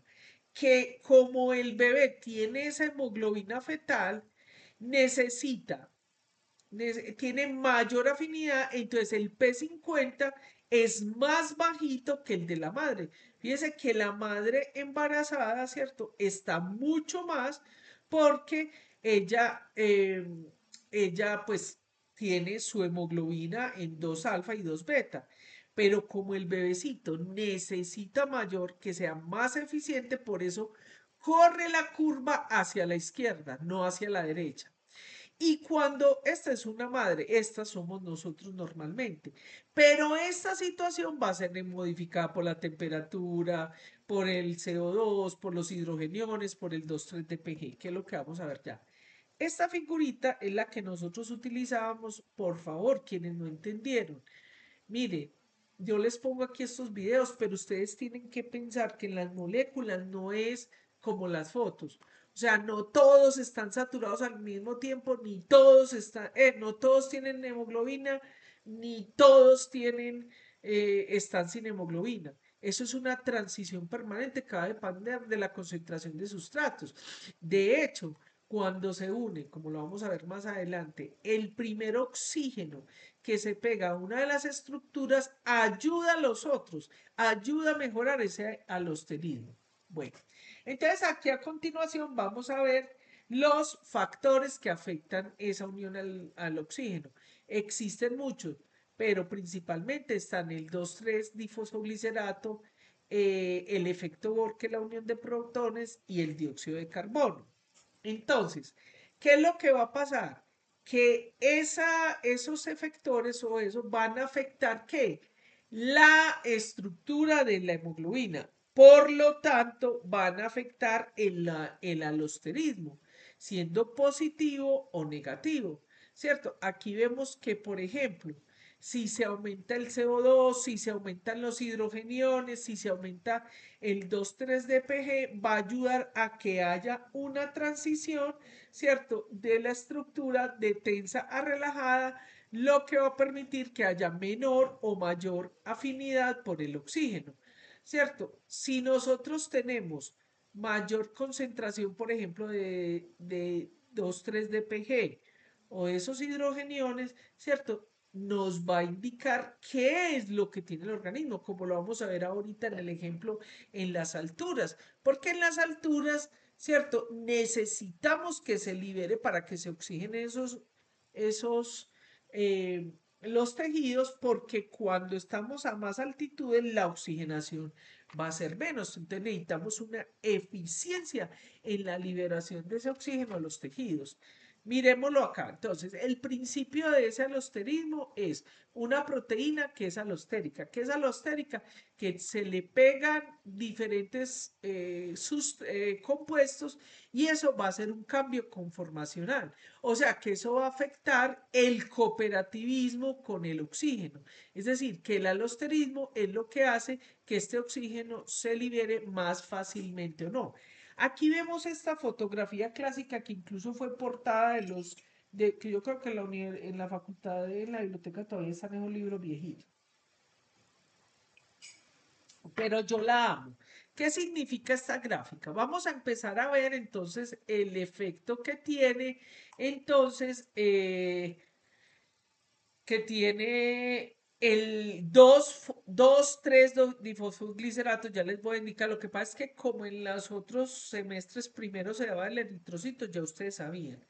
Este 2,3-DPG es un producto de una derivación que se hace de la glucólisis, que se llama la vía Rapaport-Lubezki. Eso es hermoso, porque cuando el organismo, por ejemplo, reconoce que está a grandes altitudes, empieza a aumentar, o sea, activa esa derivación o esa vía de Rapaport-Lubezki.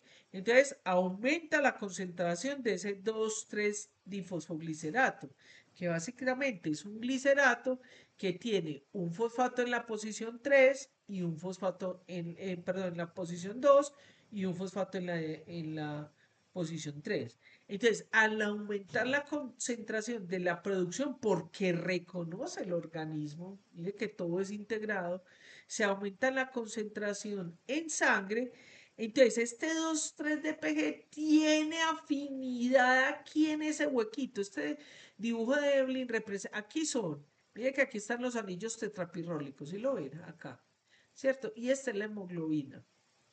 Perdón, el anillo tetrapirrólico, o sea, el grupo hemo, y este es el hierro. Entonces, ese 2,3-DPG, 2-difosfoglicerato o bifosfoglicerato, es lo mismo, ¿cierto? Entonces, se une con la histidina la histidina, que están expuestas en el orificio de la mitad de esa estructura cuaternaria, y entonces va a ayudar, va a favorecer a que se libere el oxígeno, ¿cierto? Ay, perdón. Mírenlo acá, tan bonito. Es lo mismo, ¿cierto? Lo que va a hacer ese 2,3-DPG es que se va a unir en la forma tensa, que es donde está el huequito, y va a provocar que haya una transición alostérica, o sea, un cambio alostérico, para que se pueda liberar ese oxígeno. Les mando el video donde nos muestra eso. Estos son los residuos de histidina donde interacciona el 2,3-DPG y hace ese cambio alostérico. Me gusta traer este dibujito que es de un libro chiquitico de bioquímica que hay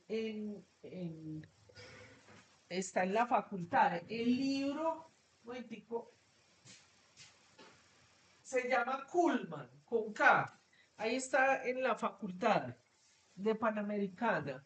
Ahí está eso, eso lo hizo un alemán, aunque es tan feitos como los de la inteligencia artificial, pero a ustedes les ayuda mucho para entender en la regulación alostérica lo que pasa con pues con todos, pero sobre todo con el 2,3-DPG, porque cuando está en la forma tensa se puede pegar ese 2,3-DPG y entonces por un lado, cambia la forma para que el oxígeno no se pueda pegar, o sea, permite esa liberación o sea, que esa liberación no, sino que esté a disposición ese oxígeno en los tejidos.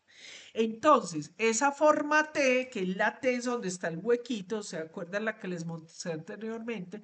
Entonces, ¿qué va a pasar?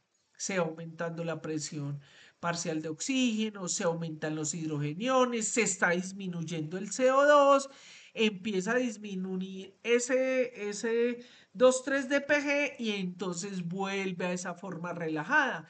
En esa forma relajada, entonces se va a poder pegar el oxígeno, que es como pasa en los bronquios. Pero si estamos a una altura, lo que necesitamos es que se aumente la concentración porque allá hay muy poquito oxígeno a disposición, entonces necesitamos que en los tejidos, en esas que están en forma T, se pegue, se aumente el 2,3-DPG para que, porque hay un aumento de CO2, va a bajar el pH y si hay el pH, o sea, más ácido, que es lo que pasa en las alturas, se disminuye el oxígeno, entonces pasa de esa transición. Pasa esa transición. Aquí lo vemos. Estas son las estructuras que nos gustan a los bioquímicos, ¿cierto? El fosfato orgánico del 2,3-DPG es el que va a hacer que haya al interaccionar con esas histidinas, va a disminuir la afinidad de la hemoglobina por el oxígeno. O sea que eso garantiza que oxigene los tejidos en ciertas condiciones. Bueno, pero mírelo acá, aquí está la curvita, yo le traigo una que es de las que me gusta a mí, ¿cierto? ¿Qué va a pasar en esa curva de saturación de oxígeno? Miren todos los errores que tiene esa inteligencia artificial, yo no sé qué, ni siquiera qué significa eso, pero está buena pero sí está bueno lo que importa, ¿cierto? ¿Qué va a pasar cuando esto es lo que normalmente nosotros tenemos, ¿cierto?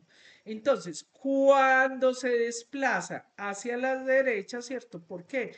Porque se aumenta la concentración de 2,3-DPG, que es lo que va a garantizar que, por ejemplo, en las altitudes elevadas, donde hay baja disponibilidad de oxígeno, se liberen a los tejidos. Miremoslo acá. Entonces, viene esto tan bonito. ¿Qué pasa? Esta es la curva, estas son las que me gustan a mí, a ustedes seguro les gusta la anterior. Entonces, esta es la saturación de oxígeno, ¿cierto? ¿Qué va a pasar? Aquí tenemos el 2,3-DPG a nivel del mar. Estamos súper bien, no lo necesitamos, ¿cierto? ¿Por qué? El P50, ¿cierto? Queda más o menos 26. ¿Qué pasa? Cuando nosotros subimos a las alturas, ¿cierto? a más o menos 4500 va a correrse hacia la derecha porque hay menos disposición de oxígeno, se aumenta la concentración de 2,3-DPG. Miren esto aquí a nivel experimental que les ayuda a entender más el fenómeno que pasa naturalmente. Entonces, en conclusión, ¿qué es lo que hace el 2,3-DPG? Ayuda, eso es una belleza. Ayuda a la adaptación a las concentraciones de oxígeno. Recuerda que cuando usted va a las alturas, por allá al Everest o a los nevados, o simplemente cuando va a los países o a Bogotá mismo, ¿cierto? Que aumenta la altitud, usted empieza a hacer una adaptación y quien le va a ayudar a favorecer esa adaptación es el 2,3-DPG, o sea, la derivación en la glucólisis, que es la vía de Rapaport-Lewis. Entonces, fíjese que aquí eso es lo normal que nosotros tenemos. Aquí está en 0, ¿cierto? Mire que más o menos tiene unos 26, ¿cierto? Este es el P50, da más o menos a 26 miligramos de PO2 de oxígeno en mercurio, ¿cierto? Medio de mercurio. Pero a medida que se va aumentando la producción, esto es en laboratorio, aunque tenemos algunos que vamos a ver ya, ¿cierto? Se aumenta la concentración de 2,3-DPG que vamos viendo que se va hacia la derecha, ¿cierto? Entonces, el P50, mire, para que estén garantizados los 50, mire, tiene que estar SP50, da más o menos más de 40 miligramos, por decir, mucho más si tiene 8 miligramos. Ah, pues fíjese que eso se da, por ejemplo, en los fumadores. Los fumadores tienen mayor aumento, o por ejemplo cuando yo estoy en una crisis asmática, o por ejemplo como vamos a ver en los pacientes que tienen enfermedades con las globinas, que tienen unos estados hipóxicos o otros estados patológicos, entonces va a haber un aumento de ese 2,3-DPG para garantizar mantener el 50% de las moléculas saturadas, ¿cierto? Muy bien. Aquí vemos, este es un dibujito de Kuhlmann, ¿cierto? Fíjese que este somos nosotros, esta es la hemoglobina normal. Si se pega el CO2, mire que se va pasando hacia la derecha. Y si se pega el 2,3-DPG, se va pasando más hacia la izquierda. Bien. Perdón, pues a la derecha de ustedes, perdón. Vamos a ver el segundo aspecto, que es lo que se llama el efecto Bohr. Este es el efecto Bohr, que lo describió Bohr, es básicamente es esa liberación de oxígeno que va a estar dada por los hidrogeniones, o sea, eh, cuando decimos aumento de hidrogeniones de H+, recuerda que mientras más H más haya, ahí está, ¿cómo está el medio? Ácido. O sea que disminuye el pH, ¿cierto? Entonces, ese aumento o esa acidez, fíjense qué marcador tan importante para ustedes. Cuando ustedes midan, acuérdense cuando vieron la acidosis, eh, la acidosis o la alcalosis metabólica, ¿cierto? O la mixta, la compensatoria. Mire que eso va a estar directamente relacionado con el estado fisiológico de su paciente. Entonces, el efecto lo que nos está diciendo es que esa liberación del oxígeno va a estar en un paciente, por ejemplo, que esté en un estado, en una cetoacidosis, ¿cierto? O una acidosis, o sea, que disminuye el pH, ¿cierto? Entonces va a afectar esa liberación del oxígeno. Pero no solamente se va a dar con el pH, sino que por ejemplo, con el CO2, ¿cierto? Bien, aquí lo vemos en la representación de lo que hizo la inteligencia artificial, ¿cierto? Aquí tenemos entonces esa saturación de oxígeno, ¿cierto? Y tenemos cómo va a irse, cómo va a cambiar la curva, ¿cierto? El desplazamiento de la curva a la izquierda o a la derecha de acuerdo a los hidrogeniones. Entonces, ¿qué sucede? Mientras mientras se disminuyen los hidrogeniones, o sea, el pH está más básico, se va a desplazar hacia la derecha. Mire aquí que puso mal, ¿sí? Veréis que 2.5, ay no, qué mal esa inteligencia artificial. Es 2,3 dpg y no 2,3 dpc. Lo puse adrede porque quiero que ustedes se den cuenta el peligro de usar indiscriminadamente y sin conocimiento la inteligencia artificial. Pero pues pongámonos de moda y vigente. Pero aquí, esto aquí sí está bueno, ¿cierto? El P50, ¿cierto? Ese efecto por los hidrogeniones van a hacer que se aumente o se disminuya esa liberación de oxígeno, como lo vemos acá, ¿cierto? Esto ya es que lo escribo para que les quede fácil a ustedes. Yo les pongo estas tablitas en el examen. Fíjese, este es del libro de Marx, ¿cierto? Fíjese usted, ¿qué está sucediendo ahí?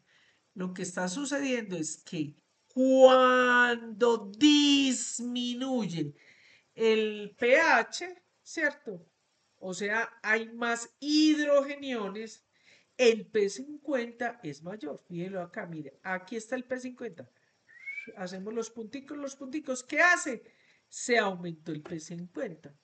Pero si hay alcalosis, o sea que el pH es básico, ¿hacia dónde se va a dirigir la curva? Hacia la derecha. O sea que el P50 es menor. Mire, vea, es menor, ¿cierto? Esto es lo que mire que aquí, esto es lo que normalmente está en los tejidos, ¿cierto? Si nosotros midiéramos el pH allá en los alvéolos, en los tejidos, estaría mucho más hacia la izquierda. ¿Por qué? Porque aquí la saturación es del 100%. Entonces, esta es la evidencia de cómo los hidrogeniones, o sea, y acuérdense que no solamente es los hidrogeniones, sino que también puede ser el CO2, ¿cierto? Van a aumentar o van a favorecer que se disocie ese oxígeno. Lo pregunto en el examen. Vea, queridos estudiantes, todo eso que a ustedes no les gusta ver en las tablitas, ahí se lo pongo en resumen en este dibujito, ¿cierto? ¿Qué va a pasar cuando se aumenta o se disminuye el pH, ¿cierto? Si se disminuye el pH, se activa inmediatamente nuestro buffer, ¿cierto? Y entonces ese bicarbonato, ¿cierto? Que puede cambiar a bicarbonato, ácido carbónico, porque es ese buffer fisiológico que tenemos, entonces va a mantener, o sea, ese buffer va a mantener esa concentración de hidrogeniones y es lo que va a permitir que estén oxigenados. Mira lo que pasa, por ejemplo, en el músculo, en una situación anaeróbica, cuando usted está en un ejercicio vigoroso o cuando usted hizo nosotros normalmente estamos así, pero cuando tenemos una actividad fuerte, dura, ¿cierto? Entonces va a haber mayor producción de hidrogeniones, por ejemplo, vamos a tener más ácido láctico y entonces eso lo que va a permitir es que se adapte el tejido para que pueda estar oxigenado. Porque recordemos que esos hidrogeniones, esos CO2, porque se activa todo el mecanismo metabólico en un ejercicio vigoroso, se disminuye la afinidad por el oxígeno. Bien, aquí lo vemos, el efecto Bohr, así como vimos en el 2,3 dpg, esta figurita que estaba tan feita de Marx, se las pongo yo aquí bien bonita para que ustedes vean y ya con los puntitos el P50. Es la misma información, solo para que ustedes la puedan tener. Mira, el P50, este es donde normalmente estamos y como están en nuestros tejidos. A medida, pero ustedes saben que a nivel intracelular tenemos más o menos 6,8 o incluso en unas condiciones de acidosis severas, por eso es incompatible con la vida, pero hay unos pacientes críticos que pueden tener una acidosis severa. Bien, esta es otra gráfica que me gusta colocarla porque es una condición normal donde usted les puede ayudar a entender todo esto que estamos viendo. Y es básicamente la mioglobina, acuérdense que es una proteína de estructura terciaria que tiene solamente una subunidad, o sea, que solamente tiene un anillo tetrapirrólico. Y la hemoglobina tiene 4 subunidades y 4 anillos tetrapirrólicos. ¿Qué pasa con el P50?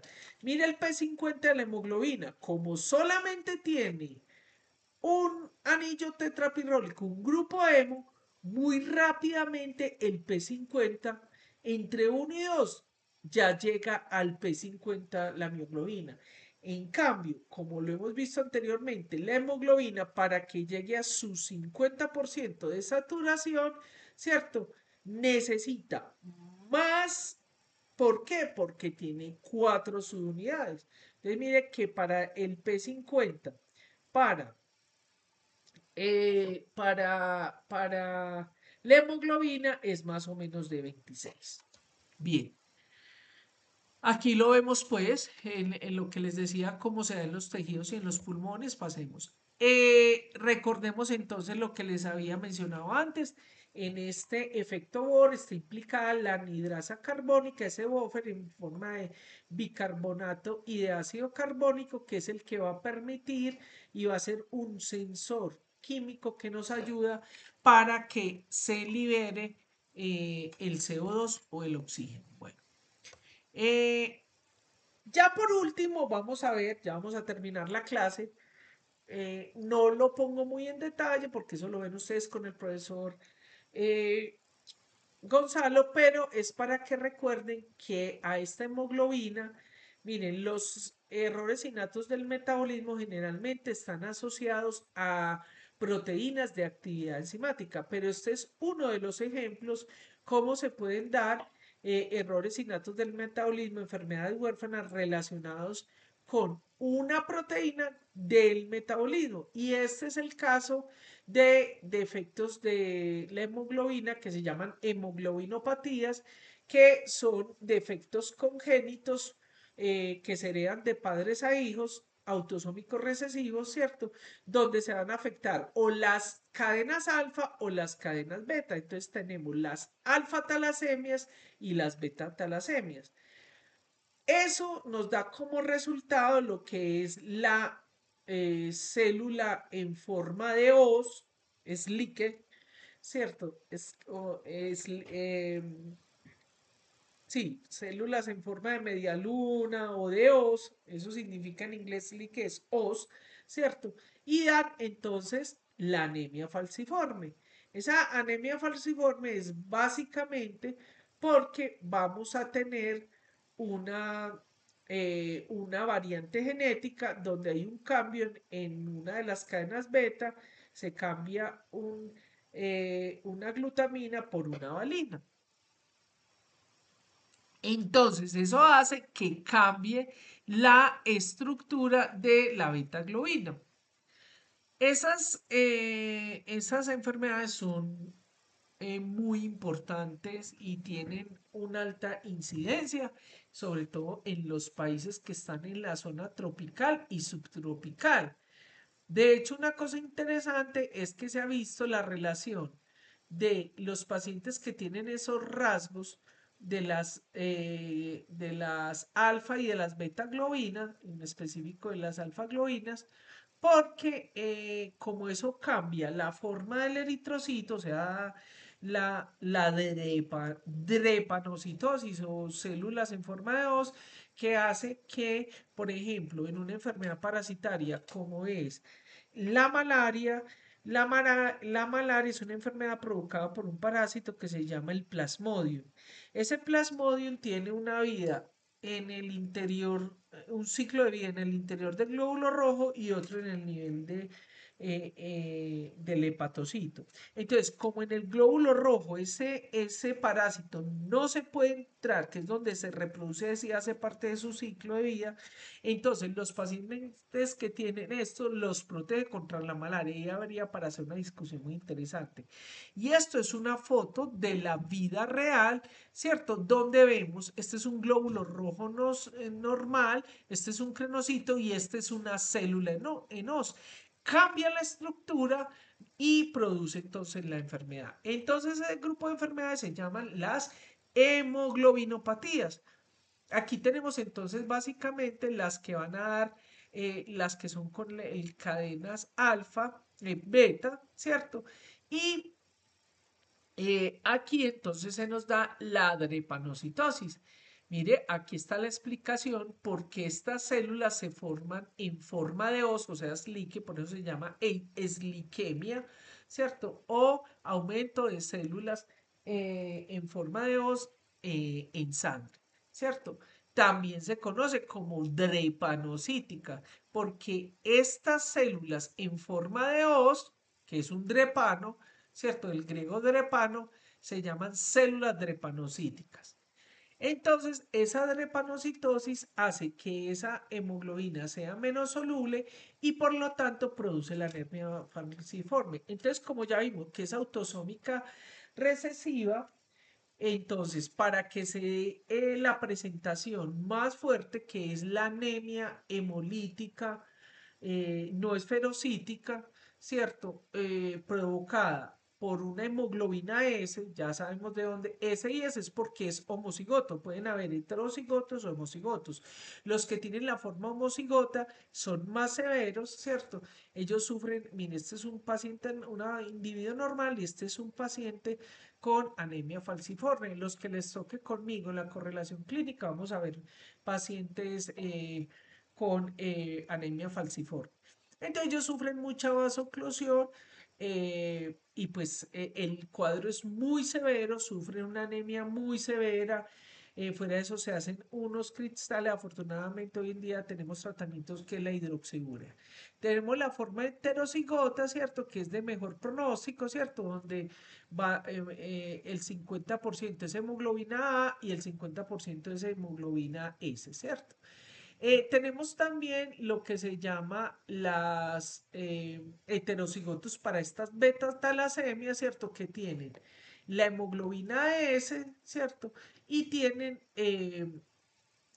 dos alelos que son de manera, son de la misma enfermedad, pero que están en forma heterocigota, o sea que tienen dos variantes diferentes. Bueno, queridos, hemos terminado. ¿Dudas, preguntas?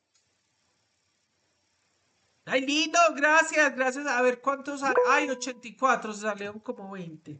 Eso, gracias a ustedes por estar. Ahí les queda. Voy a dejar de presentar. Muchas gracias. Les envío entonces el link a sus cuadernos. Si tienen dudas, no duden en preguntarme. Vamos a ver cuándo nos vamos a encontrar. Quiero hacer un mensaje de serenidad, de solemnidad para todos aquellos individuos que fallecieron en esta catástrofe natural. Eh, Espero que muchos de ustedes no tengan familiares ahí. Si lo tienen, lo siento mucho y esperemos que tener la solidaridad y que eso sea el motivo para que ustedes estudien todas estas cosas que ustedes la toman como relleno, porque eso es lo que les va a permitir hacer unos buenos médicos para que puedan ayudar a la gente. Esperemos salir de esto. Chao, gente. Muchas gracias. Chao. Muchas gracias a usted, profe. Hasta luego. Un abrazo. Profe, muchas gracias, Chao. profe. Gracias. Ya, hasta luego. Chao. Gracias, profe. Hasta luego. Chao, profe, gracias. Chao. Ah, oiga, no, nadie me hizo comentarios de lo de la inteligencia artificial. Me gustaría saber qué piensan. Pues yo se los hice y se lo voy a seguir haciendo con cariño, pero siempre les voy a estar indicando los errores, los problemas que trae. ¿Algún comentario?